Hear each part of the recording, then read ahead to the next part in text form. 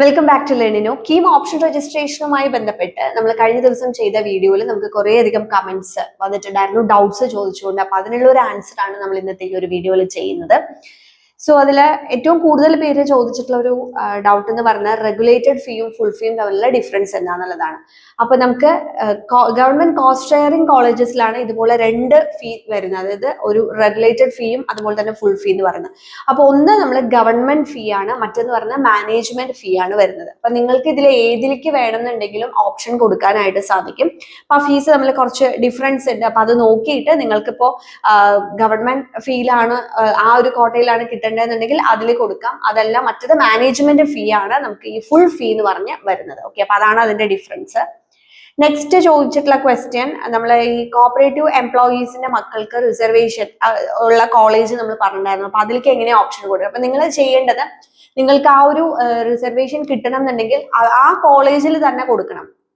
അപ്പോ എങ്കിലേ നിങ്ങൾക്ക് അത് കിട്ടുള്ളൂ. കാരണം എല്ലാ കോളേജസിലും അങ്ങനെ ഒരു കോട്ടയില്ല. അപ്പൊ ആ ഏത് കോളേജിലാണോ നമുക്ക് ആ കോട്ടയുള്ളത് അവിടെ നിങ്ങൾ ഓപ്ഷൻ കൊടുത്താലാണ് നമുക്ക് ആ ഒരു റിസർവേഷൻ ഇത്ര പെർസെന്റേജ് എന്ന് പറഞ്ഞിട്ടുണ്ട്, അതിൽ നിങ്ങൾക്ക് അവിടെ അലോട്ട്മെന്റ് കിട്ടുന്നത്. ഓക്കെ, നെക്സ്റ്റ് ഓപ്ഷൻ രജിസ്ട്രേഷൻ ഫീ റീഫണ്ട് ചെയ്യുന്നതിനെ പറ്റി ചോദിച്ചിട്ടുണ്ടായിരുന്നു. അതായത് നമ്മൾ ഓപ്ഷൻ രജിസ്ട്രേഷൻ ചെയ്യാനായിട്ട് നമ്മൾ 2000 ഫീ പറഞ്ഞിട്ടുണ്ട് അല്ലെ. അപ്പൊ ആ ഫീസ് നിങ്ങൾക്ക് ഏതെങ്കിലും കോളേജിൽ അഡ്മിഷൻ കിട്ടിക്കഴിഞ്ഞാൽ നമ്മൾ ആ അടയ്ക്കുന്ന ഫീയിലേക്ക് അഡ്ജസ്റ്റ് ചെയ്ത് വരികയാണ് ചെയ്യുന്നത്. ഇനി നിങ്ങൾ ഓപ്ഷൻ കൊടുത്ത് നിങ്ങൾക്ക് എവിടെയും നമ്മൾ കൊടുത്ത ഓപ്ഷൻ പ്രകാരം എവിടെയും നിങ്ങൾക്ക് അലോട്ട്മെന്റ് കിട്ടിയിട്ടില്ല എന്നുണ്ടെങ്കിൽ അതാണ് നമുക്ക് റീഫണ്ട് ആയിട്ട് കിട്ടുന്നത്. ഇനി നിങ്ങൾ ഒരു പക്ഷേ ഓപ്ഷൻ കൊടുത്തു, നിങ്ങൾക്ക് അലോട്ട്മെന്റ് കിട്ടി, നമ്മൾ ജോയിൻ ചെയ്തിട്ടില്ല എന്നുണ്ടെങ്കിൽ അതൊരു പെനാൽറ്റി ആയിട്ട് കണക്കാക്കും, അത് റീഫണ്ട് കിട്ടുകയില്ല. അതാണ് ഓപ്ഷൻ രജിസ്ട്രേഷൻ ഫീയുടെ റീഫണ്ടുമായി ബന്ധപ്പെട്ടിട്ടുള്ള ആൻസർ. നെക്സ്റ്റ്, ഇതുവരെയും റാങ്ക് വന്നിട്ടില്ല, അപ്പൊ ഓപ്ഷൻ രജിസ്ട്രേഷൻ കൊടുക്കണമെന്ന് ചോദിച്ചിട്ടുണ്ട്. അപ്പൊ അത് ഞാൻ ഓപ്ഷൻ രജിസ്ട്രേഷൻ ഇമ്പോർട്ടന്റ് എന്ന് പറഞ്ഞിട്ടുള്ള ആ വീഡിയോയിൽ അത് പ്രത്യേകം പറഞ്ഞിട്ടുണ്ട്.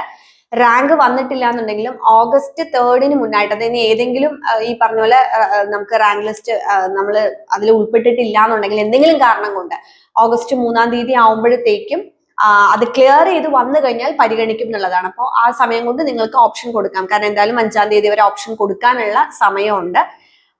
സോ അങ്ങനെയുള്ളവർക്കും ഓപ്ഷൻ കൊടുക്കാനായിട്ട് സാധിക്കും, പ്രൊവൈഡഡ് ഈ അലോട്ട്മെന്റിന് മുന്നേ, ഈ പറഞ്ഞ ഡേറ്റിന് മുന്നേ അവര് റാങ്ക് ലിസ്റ്റിൽ ഉൾപ്പെട്ടിട്ടുണ്ടാവണം. നെക്സ്റ്റ്, അക്ഷയ സെന്ററിൽ പോയിട്ട് ഓപ്ഷൻ കൊടുത്തു. അപ്പൊ അവിടെ നിന്ന് നമ്മൾ തിരിച്ച് വന്നതിന് ശേഷം വീണ്ടും നമുക്കിത് നോക്കാൻ പറ്റുമോ എന്നുള്ളതാണ്. നിങ്ങൾ ഓപ്ഷൻ കൊടുത്ത് അതിനുശേഷം ലോഗ് ഔട്ട് ചെയ്ത് വന്ന് വീണ്ടും നിങ്ങൾക്ക് നിങ്ങളുടെ വീട്ടിലുള്ള സിസ്റ്റമോ എന്തോ യൂസ് ചെയ്തിട്ട് വീണ്ടും അത് ലോഗിൻ ചെയ്താൽ മതി. പക്ഷെ പ്രത്യേകം ശ്രദ്ധിക്കുക, നമ്മൾ എവിടെ ഇരുന്നു കൊണ്ട് ഓപ്ഷൻ കൊടുക്കുകയാണെന്നുണ്ടെങ്കിലും നിങ്ങൾ ചെയ്ത് കഴിഞ്ഞാൽ ലോഗ് ഔട്ട് ചെയ്യണം. അത് പ്രത്യേകിച്ച് നമ്മൾ ആ ഒരു നോട്ടിഫിക്കേഷനിൽ തന്നെ അത് പറഞ്ഞിട്ടുണ്ട്. ഒരു തരത്തിലും, അതായത് നമ്മൾ ഓപ്പൺ ചെയ്ത് വെച്ച് നമ്മളെ വീട്ടിലുള്ള സിസ്റ്റം എന്നുള്ള പോലെ യൂസർ നെയിമും പാസ്വേഡും കൊടുത്ത് ഓപ്പൺ ചെയ്ത് വെച്ച് തിരിച്ചു വരരുത്. പ്രത്യേകിച്ച് പുറത്തു പോയി ചെയ്യുന്നവരാണെന്നുണ്ടെങ്കിൽ ലോഗ് ഔട്ട് ചെയ്തിട്ട് വരിക. വീണ്ടും നിങ്ങൾക്ക് ചെക്ക് ചെയ്യണമെന്നുണ്ടെങ്കിൽ വീണ്ടും ഇതിൽ ജസ്റ്റ് നമ്മൾ ആ ഒരു ആപ്ലിക്കേഷൻ നമ്പറും പാസ്വേഡും കൊടുക്കേണ്ട കാര്യം മാത്രമേ ഉള്ളൂ. അപ്പൊ വീണ്ടും അത് ലോഗിൻ ചെയ്ത് നോക്കിയാൽ മതി. നെക്സ്റ്റ്, NGS എന്താണ് അതെന്താണെന്ന് ചോദിച്ചിട്ട് ഒരു കമന്റ് ഉണ്ടായിരുന്നു. അതിൽ നമുക്ക് G എന്ന് പറയുന്നത് ഗവൺമെന്റ് കോളേജ് എന്നാണ് ഉദ്ദേശിക്കുന്നത്, N എന്ന് പറയുന്നത് ഗവൺമെന്റ് കോസ്റ്റ് ഷെയറിംഗ് കോളേജസ് ആണ് ഉദ്ദേശിക്കുന്നത്, S എന്ന് പറയുന്നത് സെൽഫ് ഫിനാൻസിങ് കോളേജ് ആണ് ഉദ്ദേശിക്കുന്നത്. അതാണ് ആ കോഡ്, നമ്മളെ കോളേജിന്റെ കോഡും കോഴ്സിന്റെ കോഡും പോലെ തന്നെ കോളേജിന്റെ ടൈപ്പിന്റെ കോഡാണ് NGS എന്ന് പറയുന്നത്. നെക്സ്റ്റ്, ടെമ്പററി ആയിട്ട് നമുക്ക് അഡ്മിഷൻ എടുക്കാൻ പറ്റും. ഇതിലിപ്പോ ഒരു ടെമ്പററി അഡ്മിഷൻ പെർമനന്റ് അഡ്മിഷൻ എന്നുള്ളതല്ല. ഫസ്റ്റ് അലോട്ട്മെന്റ് കഴിഞ്ഞ് നമുക്ക് എവിടെയാണോ കിട്ടുന്നത് അവിടെ നമ്മൾ അഡ്മിഷൻ എടുക്കണം എന്ന് പറഞ്ഞു. ഫീസ് പേ ചെയ്തിട്ട് അഡ്മിഷൻ എടുക്കണം. പിന്നീട് നമുക്ക് ഹയർ ഓപ്ഷൻസിലേക്ക് സാധ്യത ഉണ്ടെങ്കിൽ നമുക്ക് അവിടെ കിട്ടും. ഓക്കെ, അപ്പോ ആ ഹയർ ഓപ്ഷൻസിന് മാത്രമേ പിന്നെ നമുക്ക് ചാൻസ് ഉണ്ടാവുള്ളൂ. അപ്പോൾ ഫസ്റ്റ് ഉള്ള അവിടെ അത് നിങ്ങൾക്ക് ഒരു മേ ബി അത് ടെമ്പററി എന്ന് വേണമെങ്കിൽ നമുക്ക് അസ്യൂം ചെയ്യാം. കാരണം നമുക്ക് സാധ്യത ഉണ്ടെന്നുണ്ടെങ്കിൽ തീർച്ചയായിട്ടും, അതായത് സെക്കൻഡ് അലോട്ട്മെന്റിൽ നമ്മൾ പ്രതീക്ഷിച്ച കോളേജ് കിട്ടാൻ നല്ലപോലെ സാധ്യതയുണ്ട്. കാരണം ഫസ്റ്റ് അലോട്ട്മെന്റ് ഇപ്പൊ ഒരു പക്ഷേ വേറെ എവിടെയെങ്കിലും ഒക്കെ ജോയിൻ ചെയ്ത് ലൈക്ക് IITസിലോ അല്ലെങ്കിൽ അങ്ങനെയൊക്കെ ജോയിൻ ചെയ്യണം എന്ന് ആഗ്രഹിക്കുന്നവരോ അല്ലെങ്കിൽ മറ്റേതെങ്കിലും കോഴ്സുകൾ ചെയ്യണം എന്ന് ആഗ്രഹിക്കുന്നവരൊക്കെ ഇവിടെ ഓപ്ഷൻ കൊടുത്തിട്ടുണ്ടാവാം, അല്ലെങ്കിൽ ഓപ്ഷൻ കിട്ടിക്കഴിഞ്ഞാലും ജോയിൻ ചെയ്യാത്തവരുണ്ടാവാം. അപ്പൊ അതിനൊക്കെ അനുസരിച്ചിട്ട് ഈ പറഞ്ഞ പോലെ ഈ സെക്കൻഡ് അലോട്ട്മെന്റിൽ നമുക്ക് നമ്മുടെ ഹയർ ഓപ്ഷൻസ് വരാനുള്ള നല്ല സാധ്യതയുണ്ട്. അപ്പൊ അതുകൊണ്ട് എന്താണെങ്കിലും ഫസ്റ്റ് അലോട്ട്മെന്റിൽ നമ്മൾ ജോയിൻ ചെയ്യണം എന്നുള്ളത് ഉറപ്പായിട്ടുള്ള കാര്യമാണ്. സെക്കൻഡ് അലോട്ട്മെന്റ് വരുമ്പോൾ നമ്മുടെ ഹയർ ഓപ്ഷൻസ് ഏതൊക്കെയാണോ അതിലേക്ക് നമുക്ക് കിട്ടും. ഓക്കെ, നെക്സ്റ്റ് ഫീസിനെ കുറിച്ച് നമ്മൾ വീഡിയോ ചെയ്തതിനകത്ത് ഫീ പെർ ഇയർ ആണോ എന്ന് ചോദിച്ചിട്ടുണ്ട്. ഫീ പെർ ഇയർ ആണ്, അതായത് ടോട്ടൽ 4 വർഷത്തേക്കുള്ള ഫീ അല്ലാതെ ഓരോ വർഷത്തേക്കുള്ള ഫീസാണ് നമ്മൾ അതിനകത്ത് കൊടുത്തിട്ടുള്ള ഫീസ്. ഓപ്ഷൻസ് 1 കൊടുത്തു കഴിഞ്ഞാൽ പിന്നീട് മാറ്റാൻ പറ്റുമോ? പിന്നീട് നിങ്ങൾക്ക് മാറ്റാൻ പറ്റുന്നത് നമ്മൾ ഈ പറഞ്ഞ, നമ്മൾ എന്നാണ് ഓപ്ഷൻ രജിസ്ട്രേഷൻ എൻഡ് ചെയ്യുന്നത് 5-ാം തീയതിയാണെന്ന് പറഞ്ഞു അല്ലെ. അപ്പൊ 5-ാം തീയതി വരെ നിങ്ങൾക്ക് ഇപ്പോ വൺസ് നമ്മൾ കൊടുത്തു, ഇപ്പൊ ഓൾറെഡി ഇപ്പൊ കൊടുത്തിട്ട് ഇരിക്കുന്ന ഒരു സ്റ്റുഡന്റ് ആണ്, നിങ്ങൾക്ക് അതിൽ ഇനി എന്തെങ്കിലും ചേഞ്ചസ് വരുത്തണം എന്നുണ്ടെങ്കിൽ ഷുവർ ആയിട്ടും നിങ്ങൾക്ക് മാറ്റാനായിട്ട് സാധിക്കും.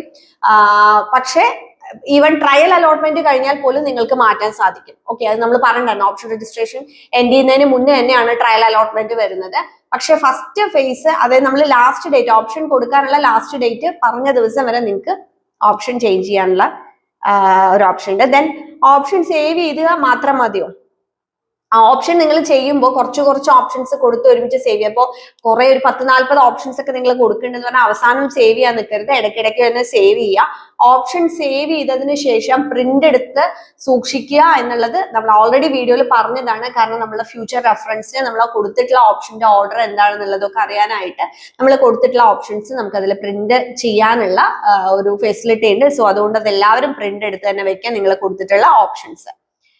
നെക്സ്റ്റ് ക്വസ്റ്റ്യൻ, ഒരു കോളേജിൽ തന്നെ എത്ര കോഴ്സിന് വേണമെങ്കിലും ഓപ്ഷൻ കൊടുക്കാൻ പറ്റുമോ? അത് കൊടുക്കാൻ പറ്റും. നമുക്ക് ഒരു കോളേജിൽ തന്നെ എല്ലാ കോഴ്സുകൾക്കും ഓപ്ഷൻസ് കൊടുക്കാനായിട്ട് സാധിക്കും, അതിനൊന്നും കുഴപ്പമില്ല. നെക്സ്റ്റ് ഉള്ള question, second and third allotment ഉണ്ടാവുമോ? തീർച്ചയായിട്ടും ഉണ്ടാവും. ഇപ്പൊ ഫസ്റ്റ് അലോട്ട്മെന്റ് കഴിഞ്ഞു കഴിഞ്ഞാൽ അധികം വൈകാതെ തന്നെ നമുക്ക് സെക്കൻഡ് അലോട്ട്മെന്റ് ഉണ്ടാവും, മേ ബി തേർഡ് അലോട്ട്മെന്റ് ഉണ്ടാവും. അതിനുശേഷം സ്പോട്ട് അലോട്ട്മെന്റ്, ഗവൺമെന്റ് കോളേജസിൽ ഗവൺമെന്റ് സീറ്റിലേക്കുള്ള സ്പോട്ട് അലോട്ട്മെന്റും ഇതെല്ലാം ഉണ്ടാവും. നെക്സ്റ്റ് പ്രൊഫഷണൽ അലോട്ട്മെന്റ് എന്താണ്? അതിൽ കുറെ പേര് പ്രൊഫഷണൽ അലോട്ട്മെന്റ് എന്നല്ല, പ്രൊവിഷണൽ അലോട്ട്മെന്റ് എന്നുള്ളതാണ്. അതായത് ട്രയൽ അലോട്ട്മെന്റ് ഇട്ടതിന് ശേഷം നെക്സ്റ്റ് ഡേ നമുക്കൊരു പ്രൊവിഷണൽ അലോട്ട്മെന്റ് എന്ന് പറഞ്ഞിട്ടുണ്ട്. നമുക്ക് ഏകദേശം ഒരു കറക്റ്റ് ഐഡിയ. ഈ ട്രയൽ അലോട്ട്മെന്റ് ഞാൻ പറഞ്ഞല്ലോ, അത് ഈ ഓപ്ഷൻ രജിസ്ട്രേഷൻ അവസാനിക്കുന്ന ദിവസത്തിന് മുന്നേ വരുന്നതാണ്. അത് ജസ്റ്റ് നമുക്കൊരു ഐഡിയ കിട്ടാനുള്ളതാണ് ഈ ട്രയൽ അലോട്ട്മെന്റ്. പക്ഷേ ഓപ്ഷൻ രജിസ്ട്രേഷൻ കഴിഞ്ഞു കഴിഞ്ഞാൽ നമ്മളുടെ ഫസ്റ്റ് ഫേസ് അലോട്ട്മെന്റ് വരുന്നതിന് മുന്നേ നമുക്കൊരു ജസ്റ്റ് ഒരു ഐഡിയ കിട്ടാൻ വേണ്ടിയിട്ടുള്ളതാണ് ഈ പ്രൊവിഷണൽ അലോട്ട്മെന്റ് എന്ന് പറയുന്നത്. അതും ഏകദേശം നമുക്ക് ഒരു ഫൈനലായിട്ട് തന്നെ കണക്കാക്കാം. നമ്മളിപ്പം സാധാരണ ഒരു പ്രൊഫഷണൽ ലിസ്റ്റ് വന്നു എന്നൊക്കെ പറയില്ലേ, മേ ബി ചിലപ്പോൾ എന്തെങ്കിലും ചേഞ്ച് ഉണ്ടാവും. അപ്പോൾ അതാണ് ജസ്റ്റ്, അത് ഒറ്റ ദിവസമേ ഉള്ളൂ. പ്രൊവിഷണൽ ഫസ്റ്റ് ഫേസ് അലോട്ട്മെന്റ് വരുന്നതിന്റെ ജസ്റ്റ് ഒരു ദിവസം മുന്നാണ് ഈ പ്രൊവിഷണൽ അലോട്ട്മെന്റ് വരുന്നത്. പ്രൊവിഷണൽ അലോട്ട്മെന്റ് വരുന്നത് നെക്സ്റ്റ് ഡേ തന്നെ ഫസ്റ്റ് ഫേസ് അലോട്ട്മെന്റും വരും. സോ അതാണ് അതിനെ കുറിച്ച് പറയാനുള്ളത്. പിന്നെ കുറെ കമന്റ്സ്, ഓരോ കോളേജസ് നല്ലതാണോ എന്നൊക്കെ ചോദിച്ചിട്ട് ഉള്ള ക്വസ്റ്റ്യൻ. അപ്പൊ ഞാൻ എങ്ങനെയാണ് കോളേജസ് നിങ്ങൾ സെലക്ട് ചെയ്യേണ്ടതെന്നുള്ളത് പല വീഡിയോയിലും പറഞ്ഞിട്ടുണ്ട്. നിങ്ങൾ എടുക്കുന്ന കോഴ്സ് നമുക്ക് ആ കോളേജിന്റെ അക്രഡിറ്റേഷൻ വെച്ചിട്ട് നമുക്ക് മനസ്സിലാക്കാൻ സാധിക്കും. പിന്നെ അവിടുത്തെ ഫെസിലിറ്റീസ്, കോളേജ് എന്ന് പറയുമ്പോൾ നമ്മൾ ചൂസ് ചെയ്യേണ്ടത് അവിടുത്തെ ഡിപ്പാർട്ട്മെന്റ്, അവിടുത്തെ ഫാക്കൽറ്റീസ്, ലൈബ്രറി ഫെസിലിറ്റീസ്, അതേപോലെ തന്നെ പ്ലേസ്മെന്റ് എങ്ങനെയാണെന്നുള്ളത് നമുക്ക് കോളേജിന്റെ വെബ്സൈറ്റുകളിൽ അവൈലബിൾ ആണ്. സീനിയേഴ്സിനോട് ചോദിച്ചാൽ, അവിടെ പഠിച്ചിട്ടുള്ളവരോട് ചോദിച്ചാൽ അറിയാനായിട്ട് സാധിക്കും.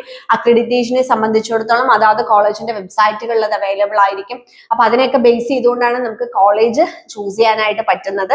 അപ്പൊ നമ്മൾ ഓരോ കോളേജസിനെ കുറിച്ചും നമ്മൾ ഒരുവിധം ടോപ്പ് കോളേജസ് എന്ന് പറഞ്ഞാൽ നമ്മളൊരു വീഡിയോ ചെയ്തിട്ടുണ്ടായിരുന്നു. അപ്പൊ മെയിൻ ആയിട്ടുള്ള കോളേജസിനെ കുറിച്ചൊക്കെ അതിനകത്ത് തന്നെ പറഞ്ഞിട്ടുണ്ട്. ബാക്കിയുള്ളത് ഈ പറഞ്ഞ ഫാക്ടേഴ്സ് വെച്ചിട്ടാണ് നമ്മൾ നോക്കേണ്ടത്. പിന്നെ അതേപോലെ തന്നെ പുതിയ കോഴ്സുകൾ ജോയിൻ ചെയ്താൽ എങ്ങനെ, ചില പുതിയ കോഴ്സുകൾക്ക് ഒരു കോളേജിന് അക്രഡിറ്റേഷൻ ഉണ്ടെങ്കിലും ചില കോഴ്സുകൾക്ക് ഉണ്ടാവില്ല.